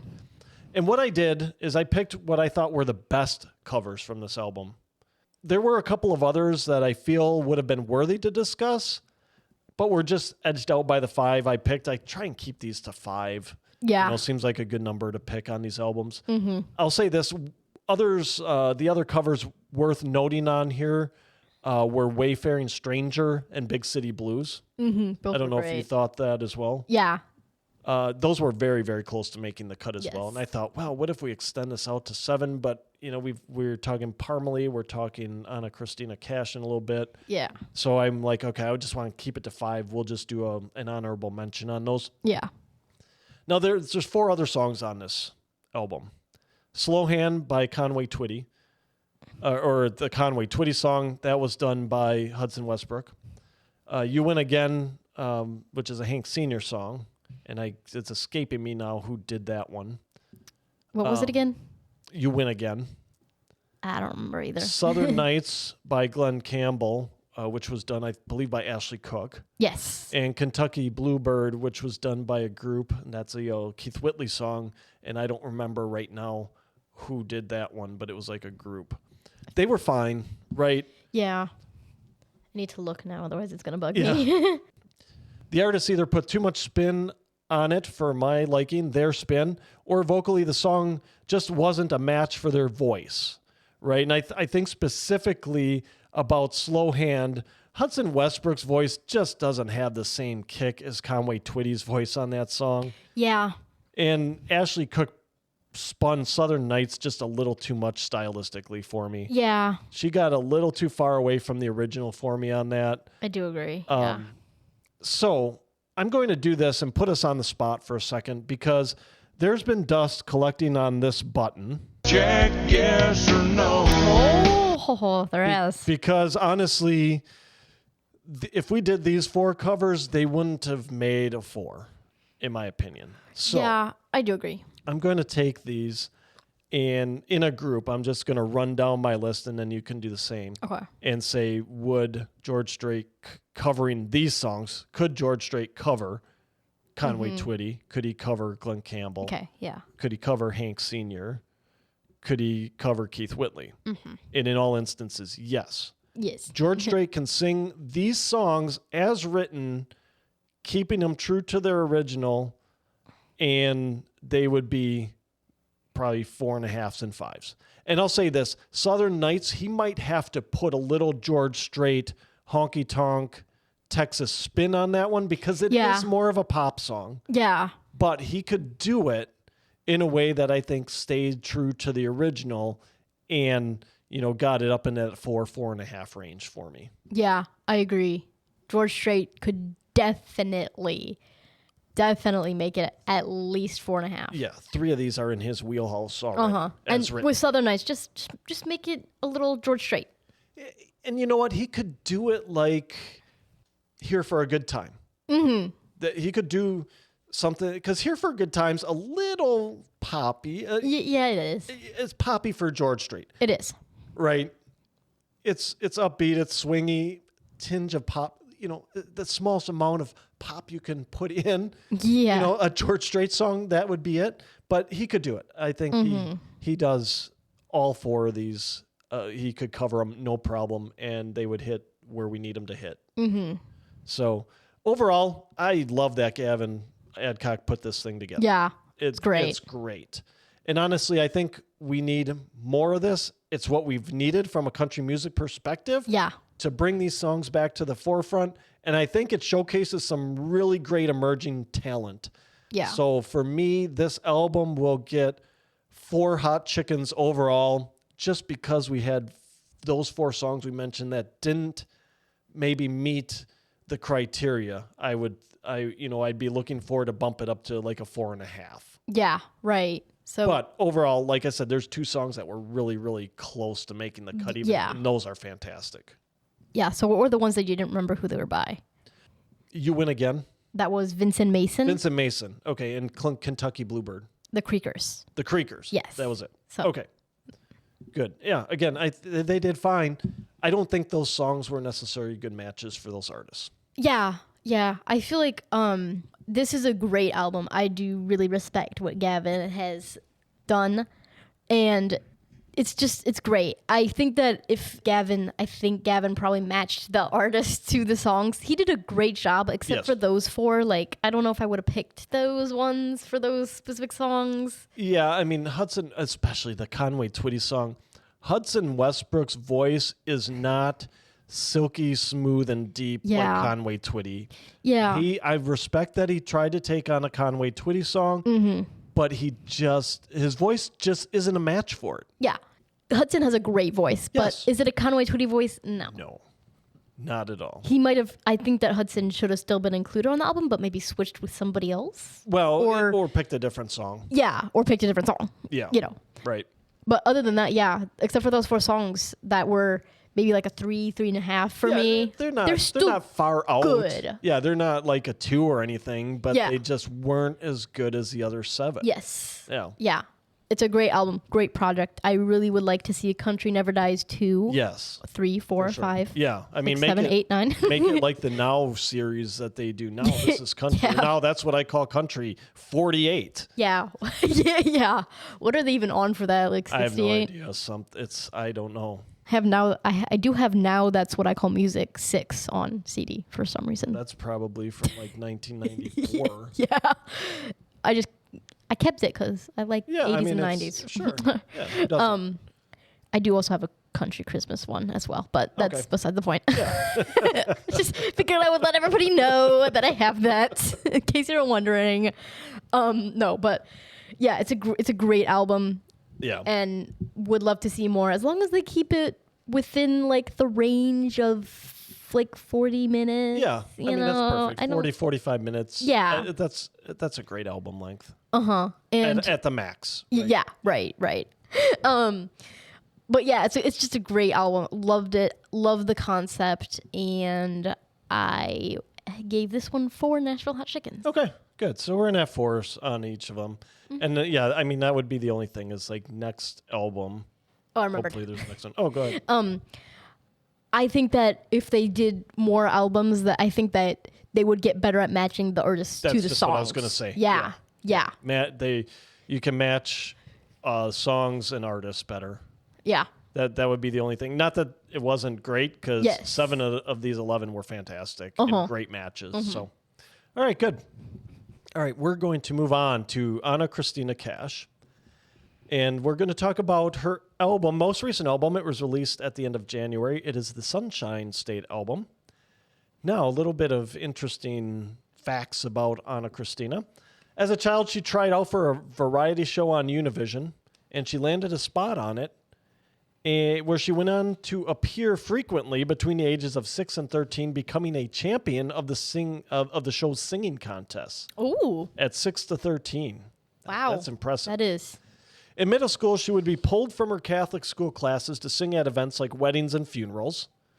Nice. That is nice. Yeah, hopefully she finished her homework, which I'm assuming she did. Yeah. And we'll talk about that in a little bit here. She signed her first record deal at 15. Oh, wow. Yeah. That's young. And you can tell she finished her homework because she went on to earn a journalism degree from Florida International University. Wow. And a master's degree in creative writing from Harvard. Wow. Yeah. From Harvard. From Harvard. That's crazy. Yeah. So she's smart. Yeah. And talented and, great. And we're going to get into it. And I'm giving too much away already. But yeah. Her debut album was a Spanish album in 2003. She performed at the White House in 2006 for Spanish Heritage Month. So for George W. Bush. Yeah. That's impressive. In 2014, she recorded her first English language album, a pop soul album. She did that in Los Angeles. And that year, she also moved to Nashville. Yeah, that's nice. In 2016, she married John Carter Cash. Do you know whose son that is? I would probably have to guess Johnny Cash. Yeah, Johnny and June's son. That's crazy. It is. That is I was actually like, wait. crazy. When I first saw that, I didn't read on and see just to confirm, but I'm like, John Carter Cash. I was thinking when I first saw her last name in my little book. Yeah. I was thinking, oh, that's Johnny Cash, but she doesn't look like Johnny Cash. So I was like, that's probably not. It's probably just a coincidence, but no, apparently not. No, it's her married name because she married Johnny and June's son. That's great. It's crazy. It is. Like, wow, that's awesome. It's just the fact that she found a talented musician's son. Yeah, and right. she is a talented musician. Right. Yeah. And he's not. I don't think John Carter Cash isn't in the singing side of the business. Like I don't think some of so. his other siblings are, like and they're half siblings because he's the only son of Johnny and June. Johnny Cash has 4 other kids with Vivian, his first wife. And I think Roseanne Cash is one of the half siblings of John Carter Cash, but Roseanne Cash is from the first marriage. That's actually really cool. Yeah.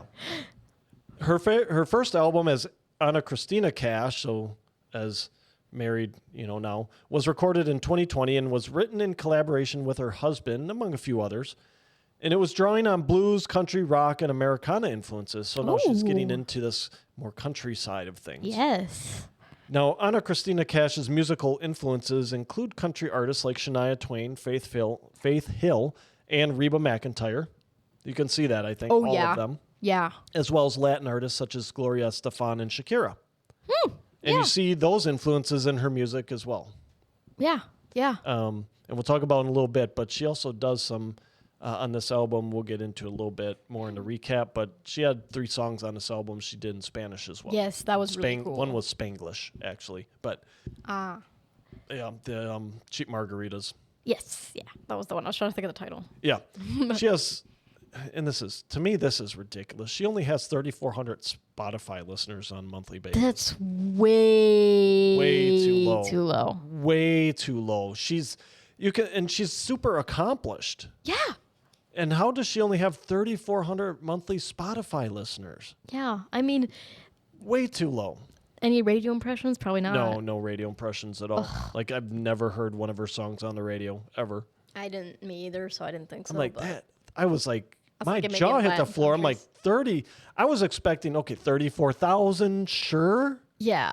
But 3,400? Yeah, that's, no. Unbelievable. No. 34 million. Oh, there we go, yeah. That's Morgan Wallen territory. Yeah, it is. It really is.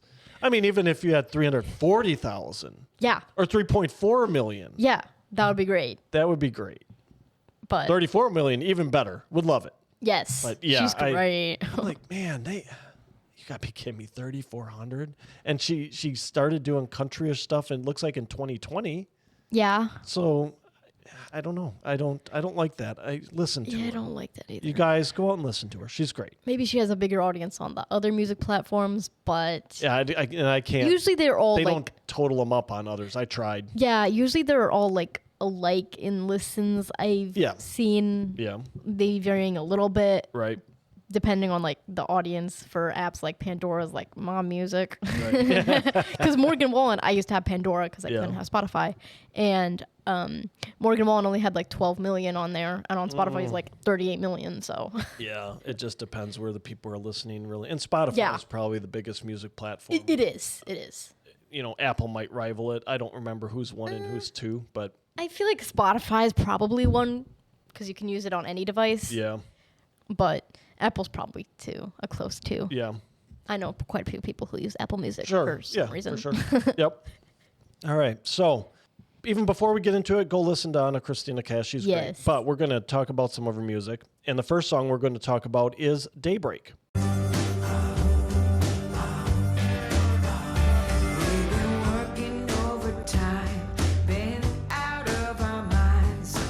All right, this is the first song on the album, and it really gave me a pontoon vibe. Oh, for sure. And I saw today, because she had posted something on Instagram, I think it was an article that was written about her album, and she, in the article, it said, oh yeah, then this is like the pontoon riff for this song. So I'm like, okay, I didn't make that up.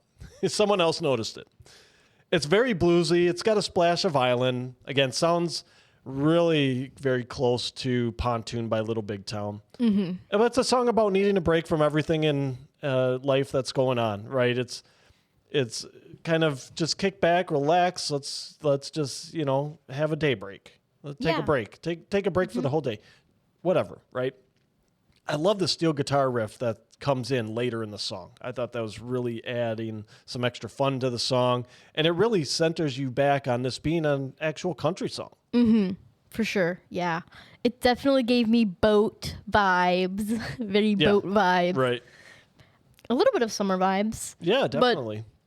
Yeah, definitely boat vibes. Loved it. Such a fun song. Yeah, it is. It really is. It's really fun. Yeah. I really liked it. It's so fun. Yeah. It is. That was a great way to open the album. Yes. Yeah. I don't know that I would have picked any of the other songs to open the album. No, that's the definite opening song of the album, for sure. Mm-hmm. Yeah. All right, the next one we're going to talk about, Florida Girl.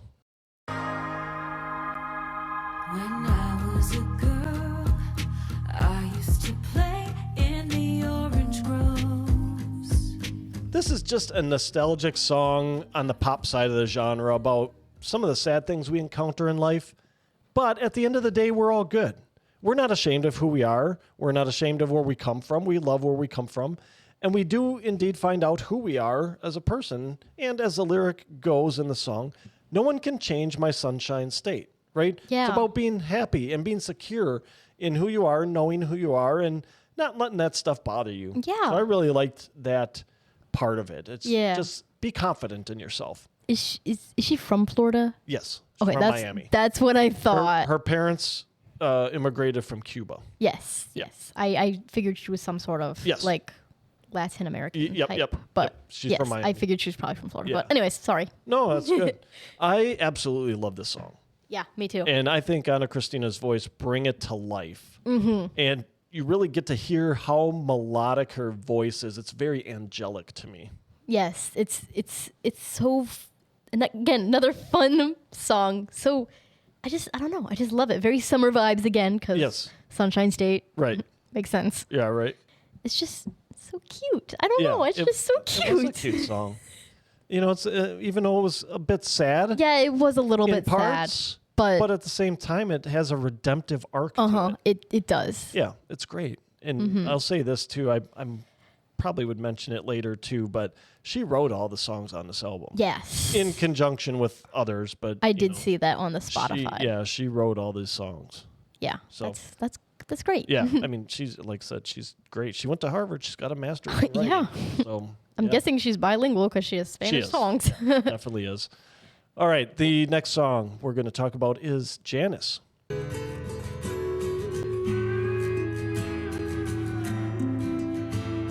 Janice, we used to ride with your grandpa. So this is a slow, heartfelt country ballad about that first friend and really kind of surviving life maybe and moving on in life.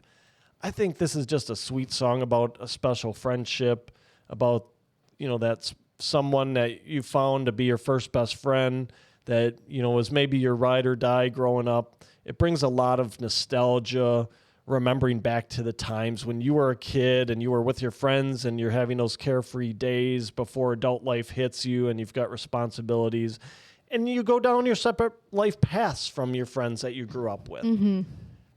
Anna Cristina just has some beautiful soaring vocals on this, and you can tell she really put her heart into this song. Mm-hmm. Yeah, it definitely was a bit nostalgia inducing, and it was, again, just a really, really good song. She's such a talented writer. Yes. And singer, of course. Yes. And the lyrics were just so powerful. Right. Yeah, definitely. I mean, it was, I listened to that song a couple of times. Yeah, as I was me too. thinking about it. Mm-hmm. So, Yeah, I mean, just great all around. Great writing. Very deep. Mm-hmm. Yeah. All right. Last Call is our next song. Guilty, right from the start when you dig deep in your All right, this one's a little rock, a little pop, and all sass.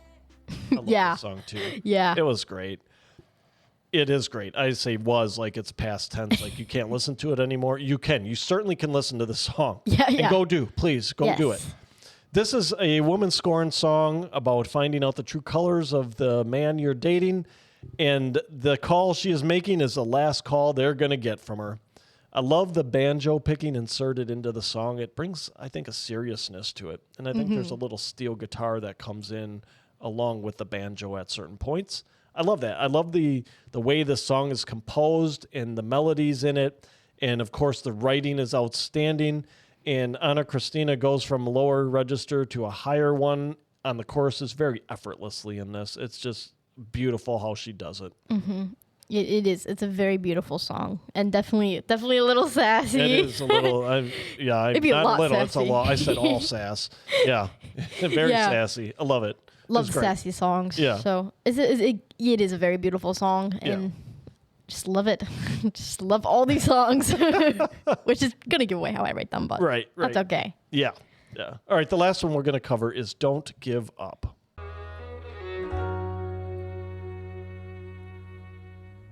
3 years and a half, taking rides in your car. When I look at the past, you're my All right, this is another heartfelt country ballad that evokes a lot of nostalgia with its story, a lot of emotion with its story. Now, the message of this song is simple. It's right in the title. It's Don't Give Up, right? It's a little sad. And I think this is a song about her dad having an illness. And then in that article I saw today, it was confirmed in there that this was a song she wrote to her dad about a health struggle he was having and an ongoing battle with that. So I love this song. I thought it was awesome. Yeah. Sweet song. Again, showcases her just immense writing talent, her immense vocal abilities, the melody in her voice. It's just all on point. I just love it so much. Yeah, it's such a sweet personal song, and it's just so sweet. Honestly, Yeah. I figured it was something along those lines. I didn't have like an exact. It's another one I had to listen to. Yeah. I listened to that one like 3 times. Yeah, it's just such a sweet song. Yeah. It's kind of sad, but it just the meaning Yes, and why she wrote it. But Right. it is a very powerful song. it is, definitely. So, time to rate these. Daybreak. That one got 4.5 Nashville hot chickens from me. That one got a 5 from Yeah. me. Yeah. Great song. Florida Girl, 5 Nashville hot chickens from me. 5 Nashville hot chickens here too. Okay. All right. Janice, 5 Nashville hot chickens. I gave that one a 4.5, Okay. but it could easily go into a 5 Yeah. on certain days. Sure. Yeah, it's one of those that you were on the fence about Yes. where to put it. Yeah. It was I difficult. get that. But I get that. Yeah. Last Call, 4.5 Nashville hot chickens from me on that one. I give that one a 5. Okay. All right. And Don't Give Up, that one, without a doubt, 5 Nashville hot chickens on that one. Same here. 5. And then I'm going to put us on the spot again a little bit because if I was thinking, I probably would have done the 6 English songs on this because it's only a 9-song album. 3 of them are in Spanish, and the 3 that are in Spanish are Spanish versions of ones that are on the album. So I'm going to go and ask Cheap Whiskey. Or not Cheap Whiskey. Cheap Margaritas. Cheap Whiskey was the Martina McBride song. Yeah. Cheap Margaritas. I'll just say this. I love this song too. It's fantastic. And I would give that one 5 Nashville hot chickens. I do love this one as well. I definitely would give it a 5 as well. Yeah. I mean, she's great. So, from that aspect of things, she's got a little room for dessert. So whatever dessert they have in Miami, I don't know, we gave her hot chickens. We could have given her Cuban sandwiches or something from Miami. But, Yeah. that's the only thing I think of is kind of native to Miami is kind really of from know. a food's perspective, maybe. I've been I to don't Miami. know. But she's getting hot chickens. Yeah. There's really no conversion rate to what that means for Cuban sandwiches. Yeah, I would think it would probably be similar. Maybe she can get some Nashville peach cobbler too, or whatever dessert is there. Whatever she likes. We left her a little room for dessert. Yeah. Yeah. But the album overall, I love the blend of styles. It's country. She's the Cheap Margaritas has kind of got a jazzy, loungy vibe to it. I love that. That was so good. Oh, yeah.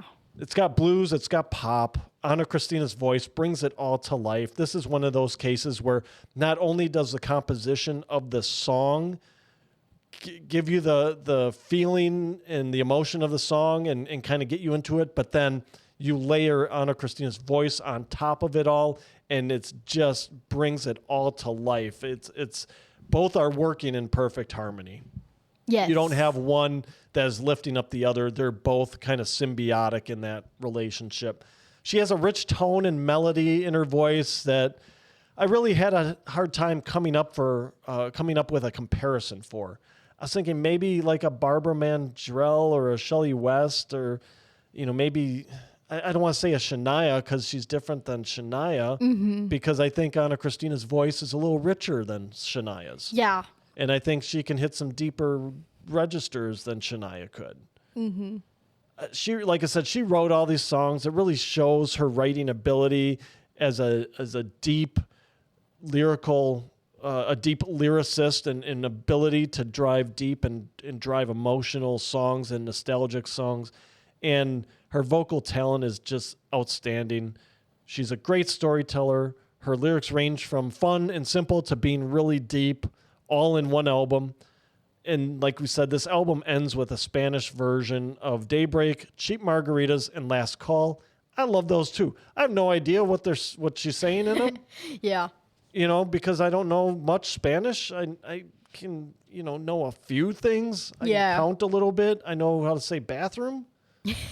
And luckily there's English versions of these songs on here, so I know what they say. Yeah. But I love hearing her sing them in Spanish. I do too. It's great.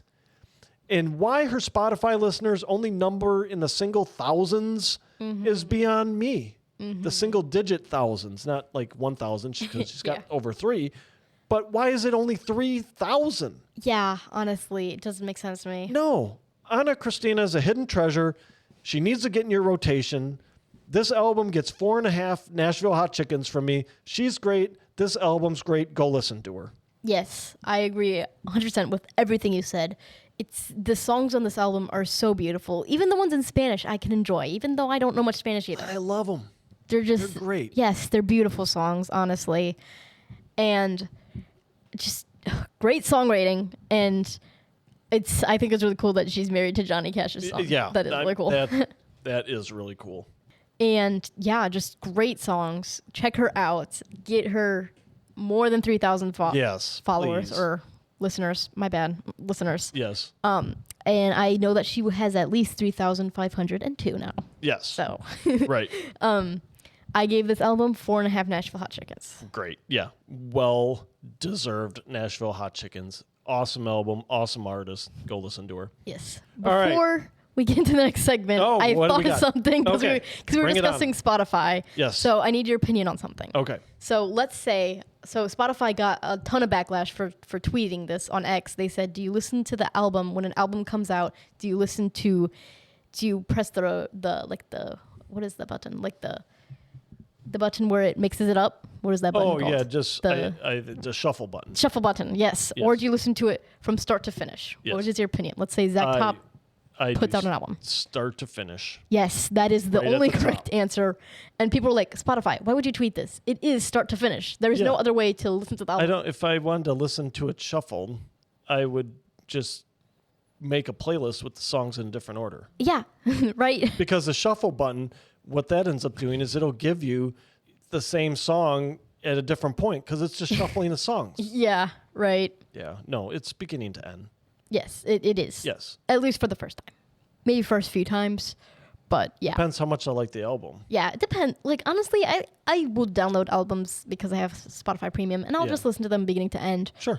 Just because, I don't ever hit the shuffle button no matter how old it is. Right. It's just not something I do. On my playlist, yes, but Yeah, and a playlist, especially if I've got a massive playlist, I'll hit the shuffle button. My liked songs I got too many, over 1,000.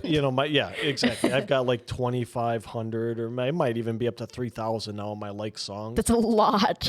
It's a lot, but I'm sure this podcast helps. Where there's more. Oh yeah, absolutely. That added tons. But I'm sure there's people with like, I got like 20,000 on my like songs.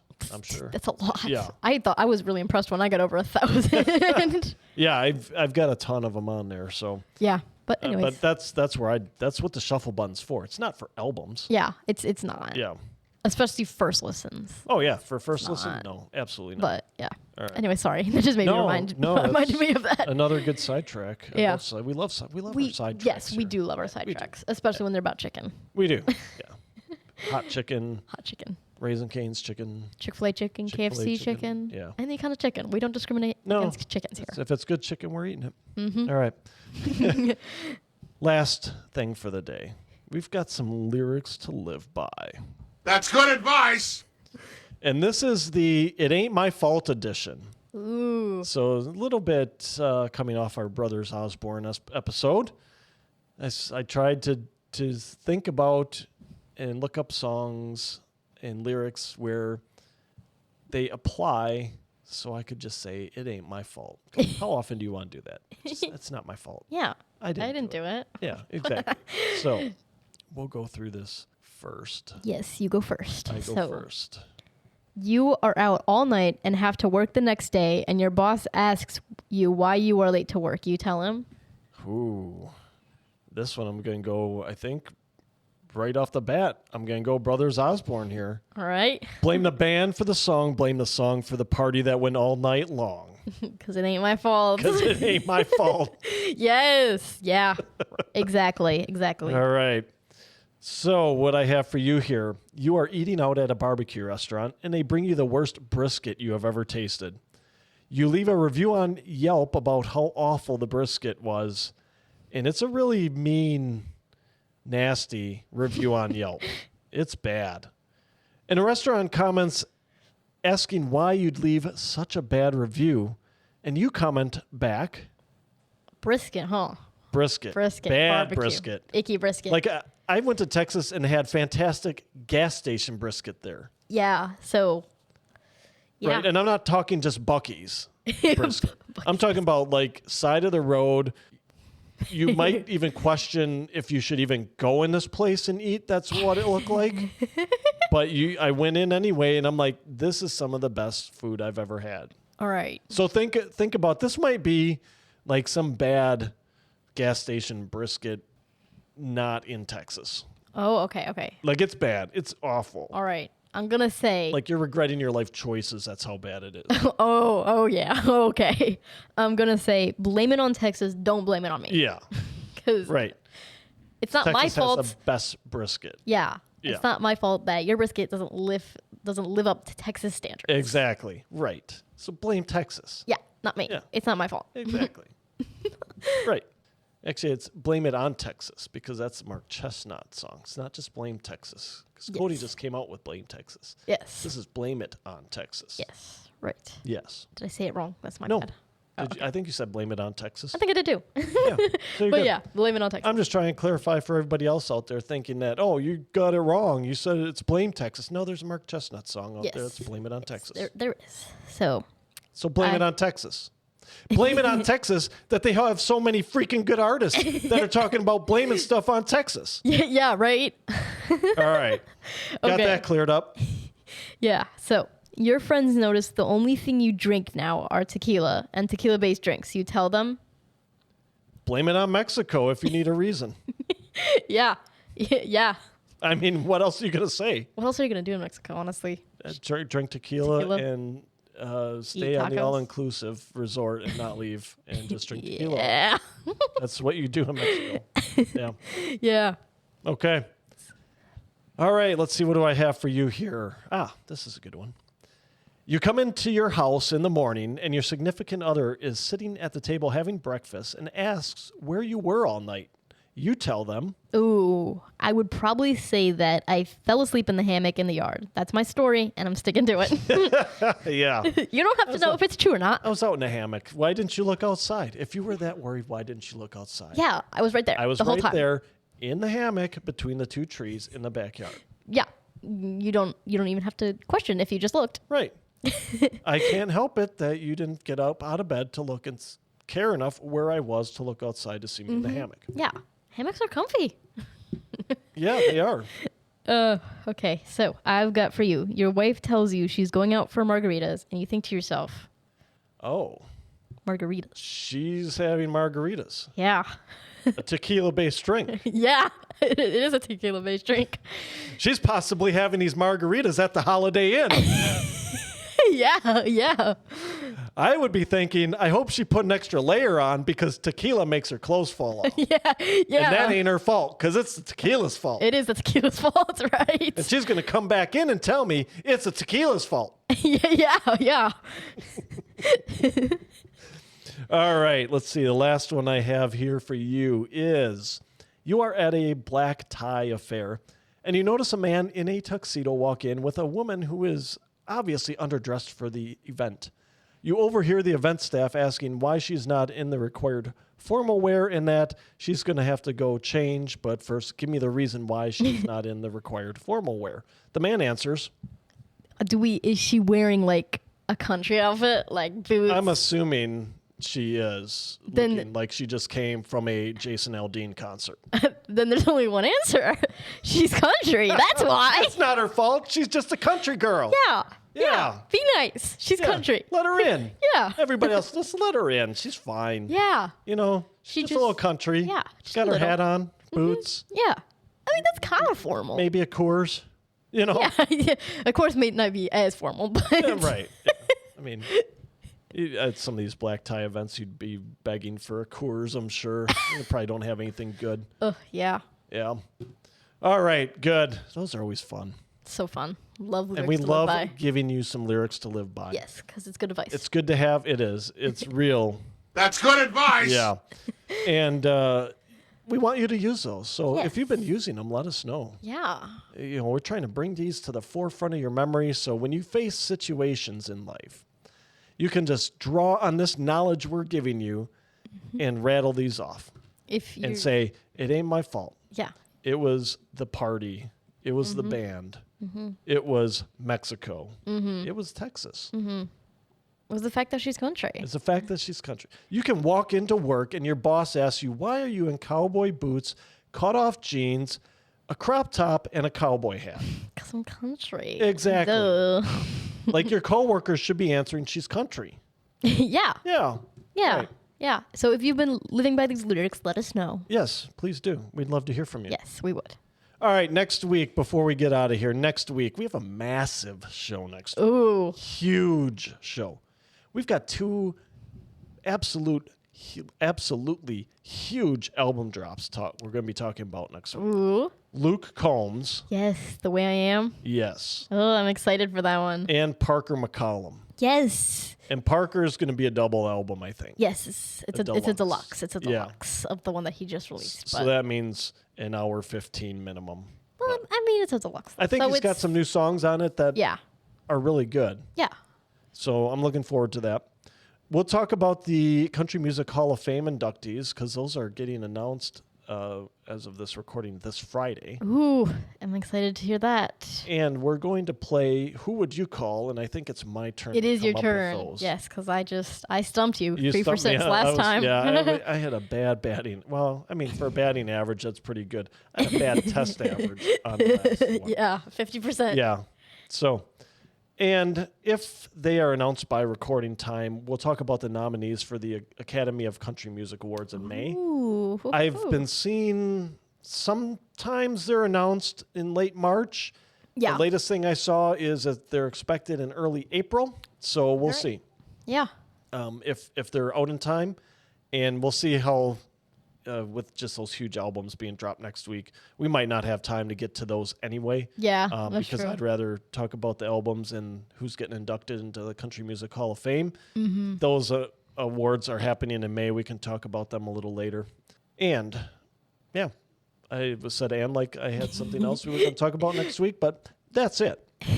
So before we go, we'd appreciate it if you told a friend about us, neighbor, family, coworkers, anybody. Randoms at concerts. Just tell them about us. That's how we grow. Podcasts grow through word of mouth. And I'll say you guys have been doing awesome. We're growing here. It's been great to see. We love bringing this to you. And we'd also love to hear from you. So you can reach out to us on our social media accounts. Facebook and Instagram are where we are most active. We do have a presence on X. We have some on TikTok. We're not there as much. Instagram is where a lot of the artists post things, and we interact with a lot of the artists and other listeners. Hopefully there'll be listeners one day, but other music enthusiasts on Instagram, and Facebook's another actually great place for that as well. And you can always email us. So send us the songs you'd like to see on our Summer Vibes playlist. Send us stories like you saw Brothers Osborne perform on the top of their tour bus. We'd love to hear from you on that stuff. So send those either through DMs or message us on Facebook or Instagram, or just email us at nashvillenotes@gmail.com. Also, if you haven't done so already, please subscribe to us on your favorite podcast platform. And don't forget to subscribe to not only our weekly Nashville Notes soundtrack, but now our Summer Vibes playlist as well. The links for those are in the show notes. As always, we appreciate the fact that you spend a little bit of your day with us. Thank you for tuning in. For my daughter, Country Ellie, I am the Mayor, Ryan Mueller, and we'll catch you on the next one.